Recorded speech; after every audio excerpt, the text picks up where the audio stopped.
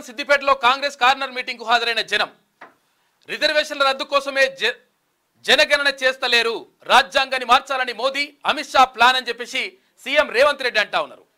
కేసీఆర్ నాపై 200 కేసులు పెట్టినా భయపడలేదు, ఢిల్లీ సుల్తాన్లు కేసులు పెడితే భయపడతానా, తెలంగాణ మీద దాడికి ఢిల్లీ సుల్తాన్ల ప్రయత్నం, 15 ఆగస్టు లోపు రుణమాఫీ చేసి తీరుతాం, సిద్దిపేటలో 1,00,000 మంది రైతులతో సభ పెడతామని వెల్లడి. ఆసిఫాబాద్, సిద్దిపేట, కుత్బుల్లాపూర్లలో సీఎం ప్రచారం నిర్వహించిండు.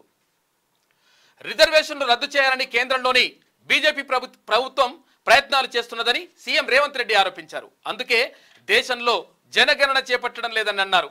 రిజర్వేషన్లు ఎత్తేయాలని బీజేపీ చూస్తున్నది. మన దేశంలో బ్రిటిష్ కాలం నుంచే జనాభా లెక్కలు మొదలయ్యాయి.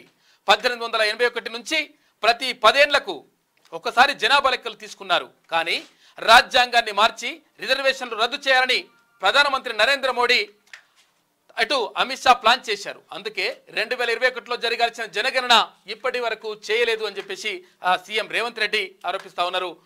రిజర్వేషన్ల రద్దు కోసమే జనగణన చేస్తలేరు, అందుకనే రాజ్యాంగాన్ని మార్చాలని చూస్తున్నారు. దానికి 2/3 మెజార్టీ అవసరం ఉంటుంది.